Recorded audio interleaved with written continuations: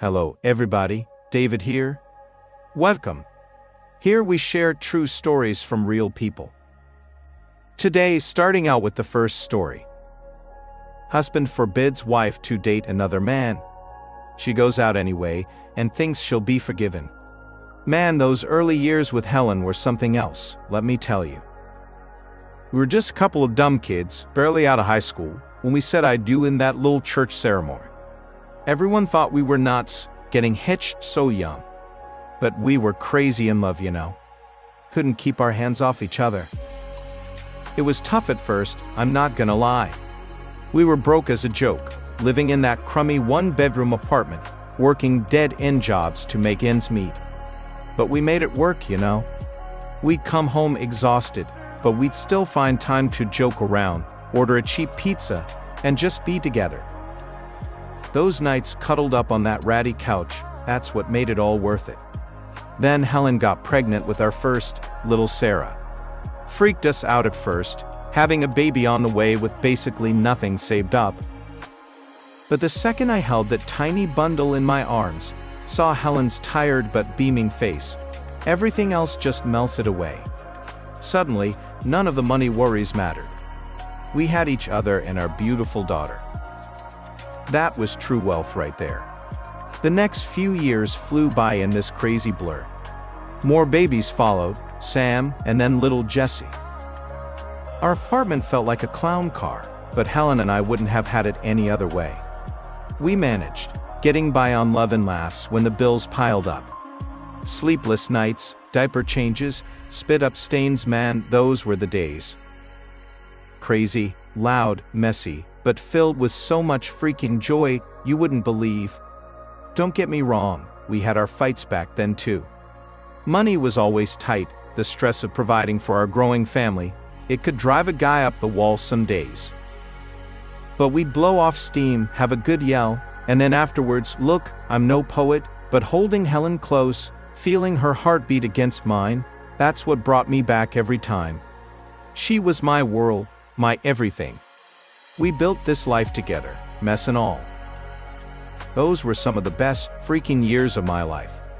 For the longest time I was just scraping by, doing crummy landscaping gigs to support my family.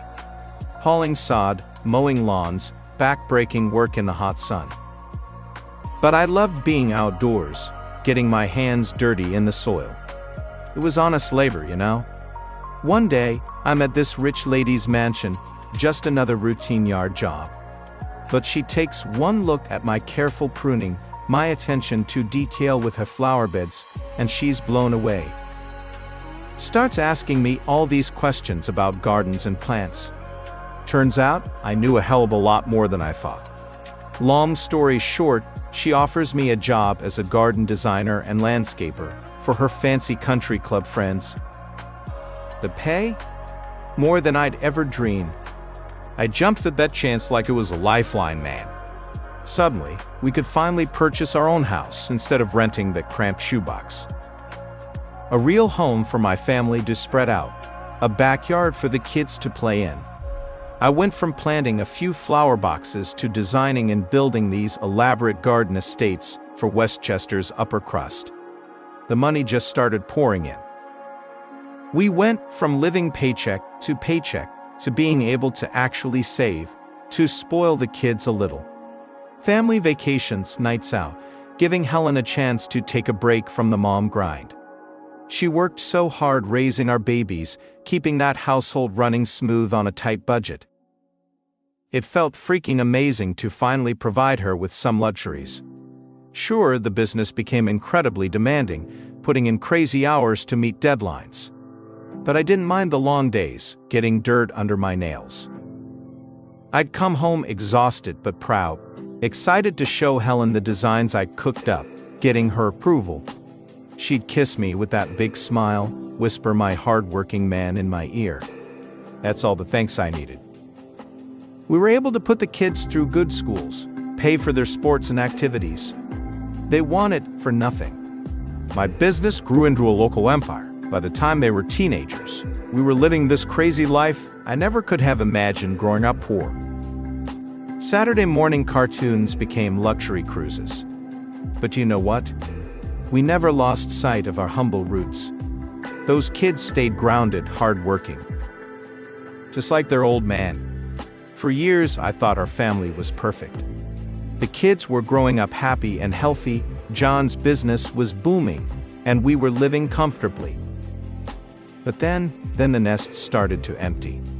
Sarah went off to college first, and I tried not to make a big deal about it. She's spreading her wings, that's good, I'd tell myself. But walking past her empty bedroom, it just felt wrong. Like a piece of my heart had been ripped out. When Sam left next, that void started whispering lies in my head. Your purpose is gone. The best years are behind you. You're just going to waste away in this big, empty house. God, those thoughts tormented me. I'd put on a brave face for John, of course. Couldn't let him see me cracking. But the truth is, I was miserable. Our date nights, which used to be so fun and romantic, they didn't bring me joy anymore. I'd just go through the motions, smiling and nodding while my mind wandered. Pretty soon I was an expert at pretending. Pretending I was still the upbeat, happy wife he fell for. Pretending the empty nest didn't bother me. Pretending I wasn't jealous of his work, of how it gave him fulfillment while I felt so goddamn lost. The distance between us, it was like this gaping chasm that kept growing wider and wider. We'd be sitting on the couch together, but I'd feel millions of miles away. His words were static in my ears. My heart had just checked out of our marriage. I started picking fights over stupid stuff, just because I needed to feel something, anything, again. The passion, the fire we used to have, it was all fizzle out to bitter resentment. At least the yelling made me feel alive, if only for a little while. That's when I met Tommy at work. He was a few years younger, had this wild sense of humor that actually made me laugh again. For the first time in forever, I had someone to actually talk to, someone who seemed to really hear me and understand what I was going through. With Tommy, I could finally unlock those pent-up feelings about being an empty nester. He validated me when I felt useless and unseen. Talked me off the ledge when the suffocating. We developed this intimacy, this closeness I hadn't experienced in so long. I knew having a male friend was towing a line. Parts of me felt guilty about how much I looked forward to our chats, how much I craved that connection. But another part of me felt starved for it and convinced myself it was harmless.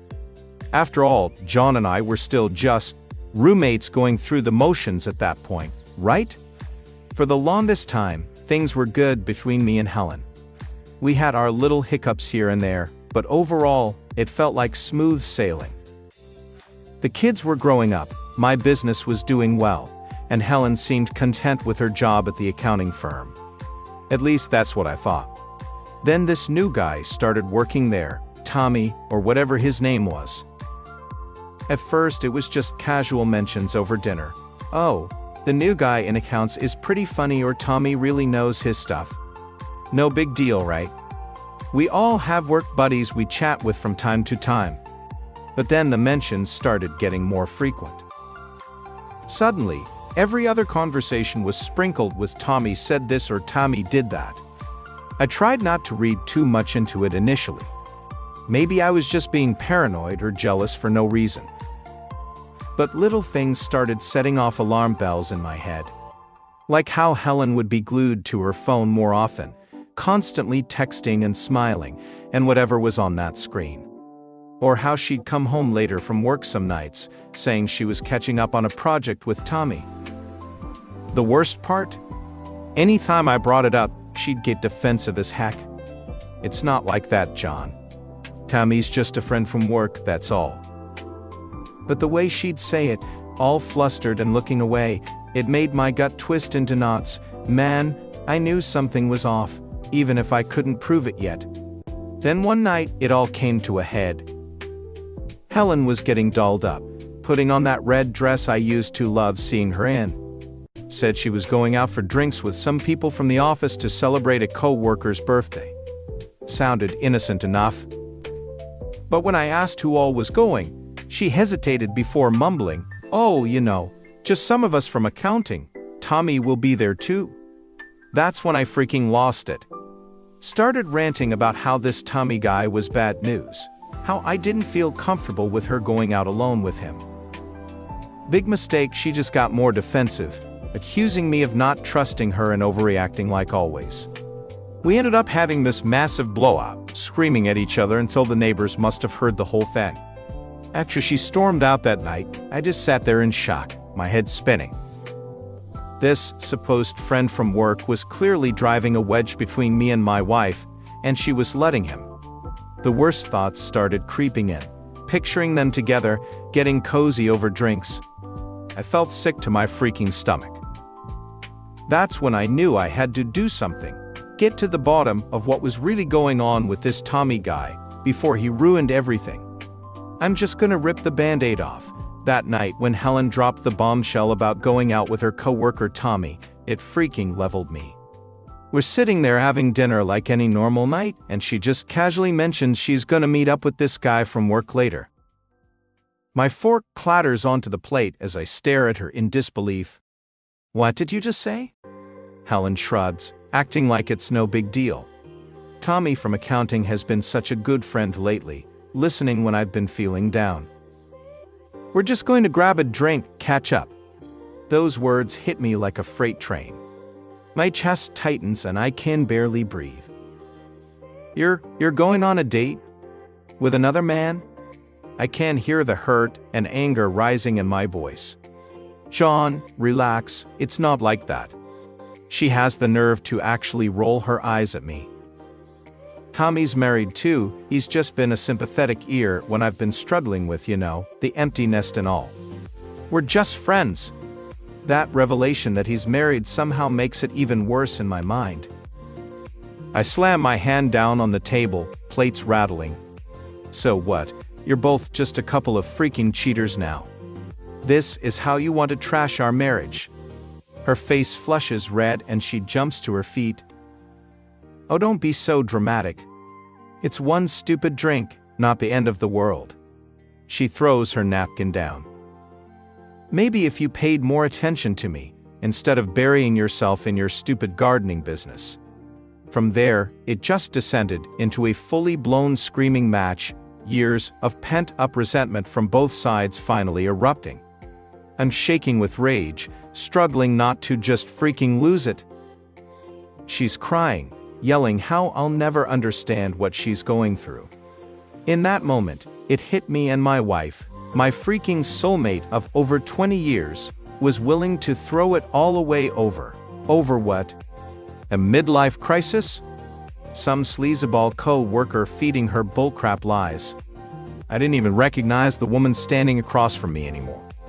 We'd had our fair share of fights before, but none cut as deep as this one.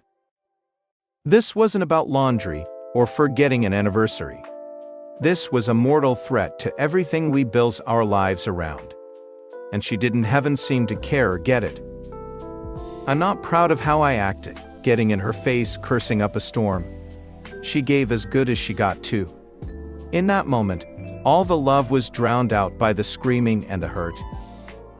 Our home stopped feeling like a refuge, and started feeling more like a battlefield.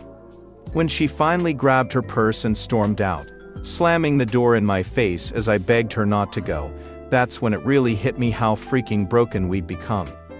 I just sank to the floor as the tears came. How'd we let it get this bad? What happened to the Helen I fell for, the woman who was my whole world? That night's confrontation, it freaking shattered me in a way I'm still putting back together, even now. When Helen first dropped that bombshell about going out with her co-worker Tommy, I was in freaking denial. Like, there's no way my wife of over 20 years would do that to me, to our family. We had something special, Hell, I thought our marriage was rock solid.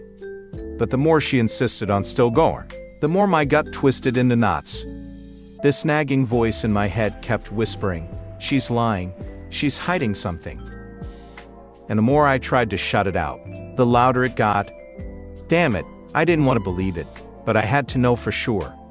That's why I made the call to Jake, an old buddy from high school who worked private investigations now. I must have sounded like a crazy person on that voicemail, rambling about needing his help to tail my own wife. But Jake's a good guy, he didn't judge. Just said he'd take the case and get to the bottom of things. Those next few days were freaking torture, man. I could barely sleep or eat, just paced around the house replaying Helen's words over and over. It's just a friendly dinner, I swear. But why was she being so shady about the details? Why did her coworker have to be some other married guy?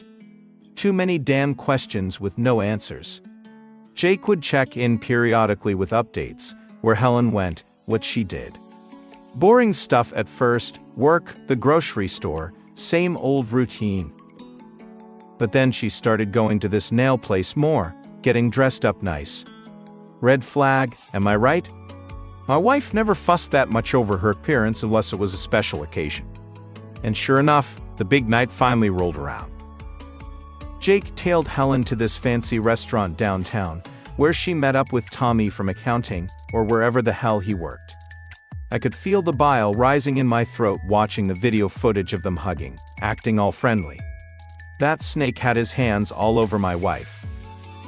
Look, I'm no genius, but I'm not an idiot either. I knew from Jake's recon work that this Tommy Putz was supposedly some upstanding family guy. But here he was, whining and dining my Helen behind his wife's back. Lying sack of freaking crap, just like my own wife turned out to be in the end. Seeing those pictures of them two together, her hanging off his arm like that, that's when everything finally clicked into place in my mind. My beautiful wife, the love of my life, was having an affair. With that realization, something inside me just shattered into a million pieces. The life I thought I had, the woman I lived for, it was all one big fat lie. You want the blow-by-blow of that night? The night everything fell apart. All right, buckle up. 6 p.m., Helen's dolling herself up like she's going to some freaking nightclub instead of a casual dinner. I try to stay calm as she's putting on that tiny black dress that hugs every curve. Just want to look nice, she says, with this sickening wink. But I know she's playing dress up for that dirtbag Tommy. 7 p.m., the PI I hired is in position across from the restaurant, ready to document everything. My gut is tying itself in knots thinking about what sleazeball moves Tommy might try to pull. 8 p.m., Helen's car pulls up to the valet. She looks around all nervous like before getting out. The dress is even worse in person, shows off more skin than it covers up. I'm already feeling sick. 8:15 p.m., Tommy arrives, dressed like a freaking GQ model. Who does this clown think he is? He puts his hand on the small of Helen's back as they head inside. I can feel my blood pressure spiking. 8:30 p.m., the PII snaps photos of them being seated in a secluded corner. Cozy little setup, just what every cheating scumbag dreams of, right? 9 p.m., my phone rings. It's Helen, putting on her fake sweet voice. Hi honey, just checking in at our favorite place. Like she hasn't just been lying to my face for weeks about this dinner. I barely choke out a response. 9:15 p.m. More pictures roll in from the PII, this time of Tommy leaning across the table, whispering whatever poison he's been filling Helen's head with. Her shoulders are tensed up like she's uncomfortable, but she's still playing right along. 10 p.m., an outside shot shows Tommy's hand creeping across the table to grasp Helen's. She doesn't pull away at first. I throw my glass against the wall, imagining it's that bastard's face. 10:30 p.m. in the parking lot now. Photos of them walking way too close, Tommy's arm around her waist. My heart is in my freaking throat. 11 p.m., the final images, them standing near Helen's car, saying their goodbyes. He pulls her in close, going for a hug that looks way too intimate. She lets him. Then he leans in, and I can't keep looking. I shut off my phone and just break down. After that, your guess is as good as mine. I blacked out from the pain, the sickness. Woke up surrounded by broken glasses and divorce papers scattered everywhere. My beautiful wife, my life partner, was gone. All because of that slimeball's mind games.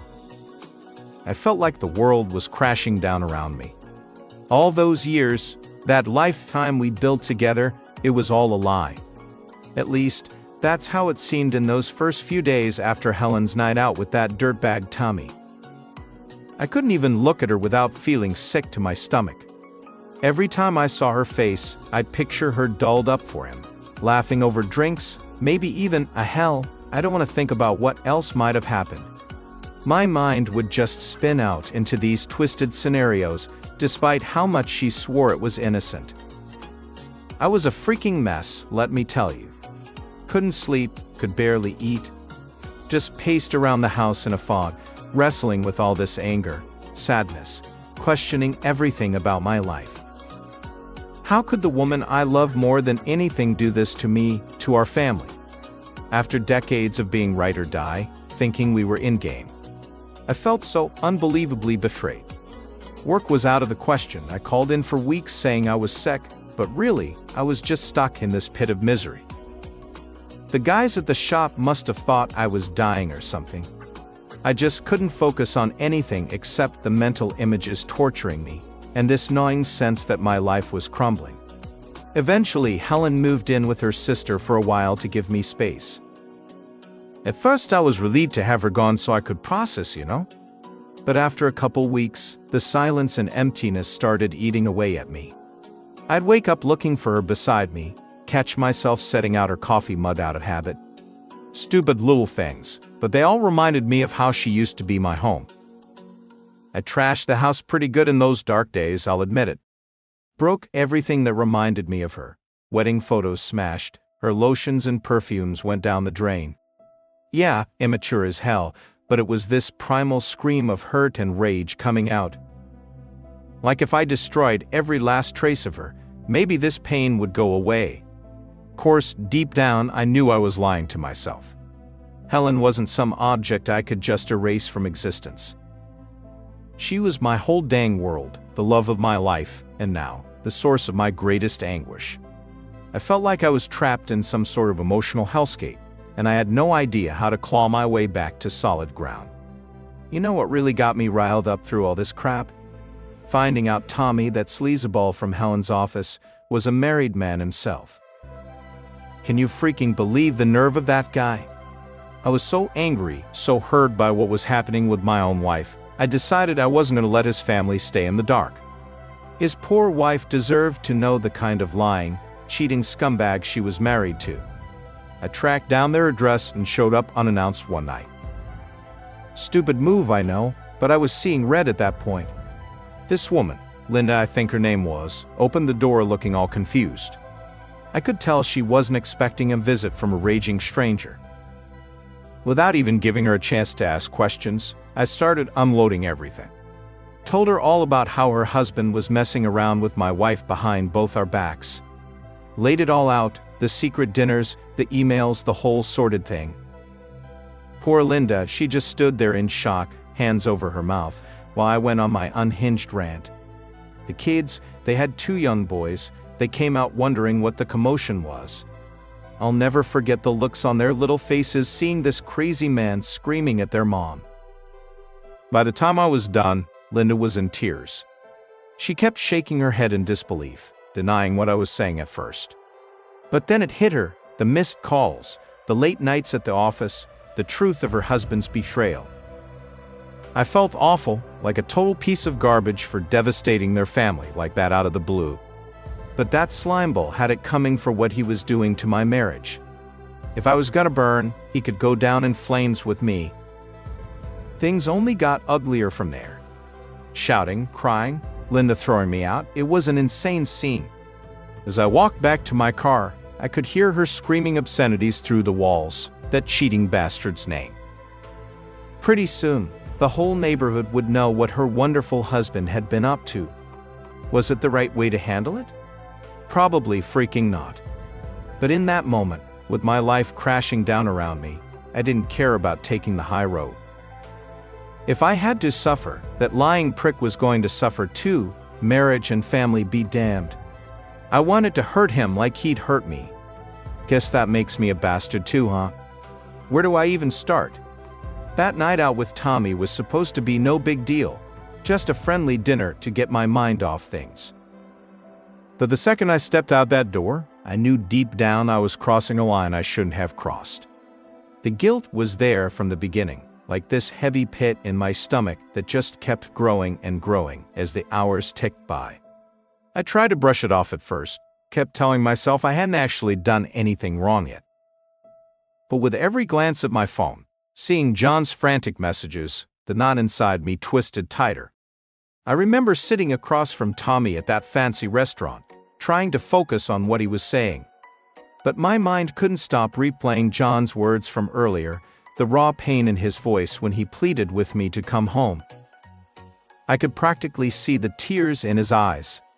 After over 20 years together, I knew that man inside and out. And in that moment, I knew I was completely shattering his heart into a million pieces. The food might as well have been sawdust for all I could taste it. Every bite felt like a betrayal, like I was consciously choosing to hurt the person I love most in this world a little more with each passing minute. What the freaking hell was I doing? This wasn't me, not the real me. But I couldn't stop myself. By the time Tommy dropped me off at home, I was an absolute wreck inside. Smiling on the outside, but my insides were screaming at me, hating myself for what I'd put John through. I'll never forget the look on his face when I walked through the doors of the devastation, the heartbreak. He searched my eyes, desperate for some sign that nothing had happened. But we both knew the truth in that moment. The trust, that bond we built over decades, I'd freaking shattered it into pieces. The days and weeks after were some of the darkest of my life. John could barely look at me, and I didn't blame him one bit. I'd give anything to go back and make a different choice that night, to feel his arms around me again, without this horrible rift between us. Counseling helped, a little. But no amount of talking could instantly erase the trauma I'd put him through, the mental images now seared into both of our minds. Sure, we're still together, putting the pieces back bit by bit. But that night, that one selfish, stupid decision, it's always going to be there, isn't it? A fracture in the foundation that can never be fully repaired, no matter how hard we try. Some scars just don't fully heal, I guess. All I can do is wake up every morning, look into the eyes of the man I betrayed, and pray he can find it in his heart to fully trust me again someday. I know I wouldn't if I was him. You know, after Helen walked out that night to meet Tommy, I was just numb. Like someone had ripped out my freaking heart and left me hollow inside. For years, she was my everything and my lover, my best friend, my whole world. And in an instant, she betrayed all of that. At first, I just crashed on the couch, staring at the walls, trying to process what just happened. How could she do this to me? To us? After everything we'd been through together? The more I thought about it, the more this white-hot rage started building up inside me. I imagined all the ways I could get back at her, and that slimy bastard Tommy. Slashing his tires, trashing his place, heck, even putting him in the hospital, it all ran through my mind. This pit of anger and hurt was eating me alive. I wanted to make them pay for what they did to me and to our family. But then I'd look at our wedding photo or pictures of the kids, and I'd break down all over again. Decades of love and memories, potentially flushed down the toilet because my wife got a wandering eye. The betrayal cut so freaking deep, like a knife twisting in my gut. I didn't know what to do with myself. Some days I'd be consumed by thoughts of revenge, fantasizing about trashing Helen's stuff, or spreading nasty rumors about Tommy at work. Other times I'd be racked with sadness, questioning what I did wrong, and if I could have been a better husband somehow. The mind games were the worst though. Part of me started wondering if she'd actually go through with sleeping with that douchebag, or if it really was just a friendly dinner like she claimed. That shred of doubt made me feel even more crazy and pathetic. I've never felt so emasculated and humiliated in my entire life. This woman, who I thought I knew better than anyone, who vowed to love and cherish me until the end, threw it all away. Over what? A midlife crisis? Grass looking greener on the other side? It made me question everything about our marriage. Some nights I'd down a few too many beers, then wake up with a splitting hangover, but that dark pit of misery still weighing me down. Other times I'd go to work on autopilot, smiling at customers while feeling gutted on the inside. I was coming undone at the seams, all because of Helen's selfish choices. Honestly, looking back now, I'm not proud of the person I became for a while there. The anger twisted me up and brought out an ugliness that I didn't recognize as myself. If you'd asked me back then about getting revenge, well, I can't say for sure I wouldn't have done something really stupid that I'd regret. Helen's betrayal flipped my whole world upside down. Therapy.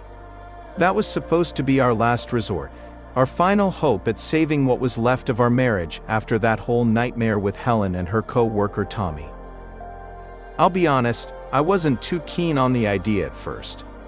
Sitting across from some stranger, spilling my guts about all the hurt and betrayal? Felt like I'd rather swallow nails. But Helen insisted, said it was the only way forward if we wanted any chance at fixing things between us. So, skeptical as hell, I agreed. Those first few sessions were absolutely brutal, no two ways about it. We'd sit there in awkward silence, until the therapist would basically have to pry us open with a crowbar of questions. Then came the explosions, years of bottled-up resentment and pain just pouring out in these heated screaming matches. I'll give the dog credit, she had the patience of a freaking saint, just letting us go at it until we had nothing left. Slowly though, something started to change. With the therapist's guidance, we started, hearing each other for once instead of just yelling. Helen opened up about her fears of being an empty nester, feeling lost and alone once the kids were gone. Stuff I never really grasped until she laid it out there. And me, I finally got to vent about how freaking betrayed I felt by the whole Tommy situation, how it shattered the one thing I thought I could always count on, her love and loyalty. Week after week, we'd unpeel another layer of crusty emotional baggage we'd been lugging around for decades. Some breakthroughs hit like a gut punch, like when Helen admitted she'd been dreading turning 40, afraid her best years were behind her. Other times, it was like having the scales finally fall away, like realizing her emotional affair wasn't really about me or any failing on my part. We both had our own junk we needed to unpack and work through. Don't get me wrong, it wasn't all deep talks and fuzzy feelings. We had our setbacks, days when we'd leave therapy angrier than we went in. The road was bumpy as hell, uphill both ways through a freaking minefield. But we kept showing up, putting in the hard work, because at our core, we still loved each other deeply. That ember, as faint as it had become, was still there, just needed some careful coaxing to reignite the flame. Eventually, slowly but surely, the therapy started to pay off. We remembered how to really talk, to listen without judgment or defensiveness. Rebuilt that foundation of trust and intimacy that had crumbled under the weight of all that hurt and disconnection. Don't get me wrong, we'll never be that deliriously happy newlywed couple again. Too much water under the bridge for that. But we found a new, more grounded appreciation for each other, and a life we built together, scars, flaws, and all. Freaking miracle workers, those therapists. You know, after all the crap Helen and I went through, it would have been easy to just call it quits. Lord knows I thought about it more times than I can count, lying awake at night, my mind racing with all the hurt and anger. Part of me wanted to just pack a bag and disappear, leave it all behind, the betrayal, the heartbreak, the freaking mess our marriage had become. But something kept pulling me back, you know. Call it stupidity or a glutton for punishment, but I couldn't let go of the dream, that beautiful vision of growing old together that had kept us going for so many years. I'd look at our wedding photo, see those bright-eyed kids so drunk on love and hope, and it would gut me to think of tossing it all away. The counseling sessions were brutal, let me tell you. Having to sit there, week after week, airing out our dirty laundry in front of a stranger. It took everything I had not to storm out of that office more times than I can count.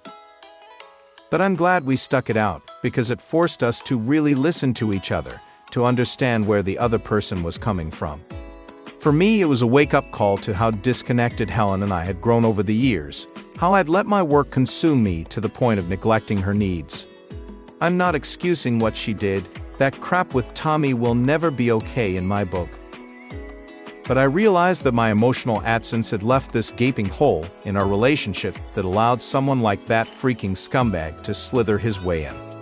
And for Helen, well, I think she finally saw the full extent of how much she'd hurt me, how badly she'd shattered the sacred bond of trust that was supposed to exist between a husband and wife.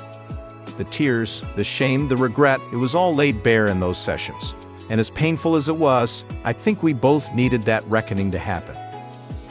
In the end, after months of working through that festering wound, we made the decision to give our marriage one more shot. Not because the hurt had fully healed, that kind of damage leaves scars you'll carry forever.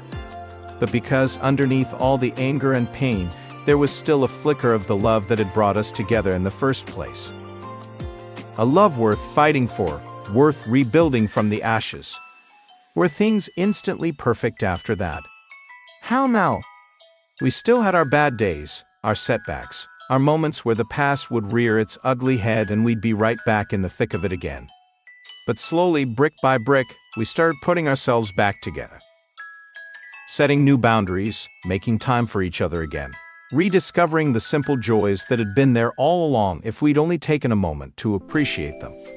I'm not going to lie and say our relationship is exactly the same as it once was. That innocence, that youthful idealism, it's gone, dissolved by the harsh realities we've had to confront.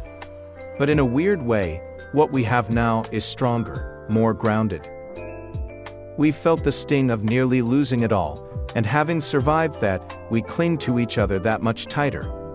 We've learned to not take the little things for granted, to soak up every precious moment as the gift that it is. Was the road to get here easy? Freaking hell no. It was hands down the toughest, most excruciating journey of my life. But now, as I sit here watching my beautiful wife sleep beside me, her face finally at peace after so much inner torment, I know it was all worth fighting for. Our love deserved that second chance, no matter how battered and broken it had become. So that's my truth, my confession laid bare, a tale of redemption after the darkest of betrayals. Will Helen and I make it to those golden years we dreamed of all those decades ago? Only time will tell. But I've got hope in my heart again, and for us, after wandering for so long in the wilderness, that's freaking everything. What are your thoughts on this? Let me know in the comments. If you liked this video, hit the thumbs up button and subscribe for more. Speaking of more, there are more stories of this type here on the channel, and one of them is now appearing on your screen. Click and you'll go straight to the video.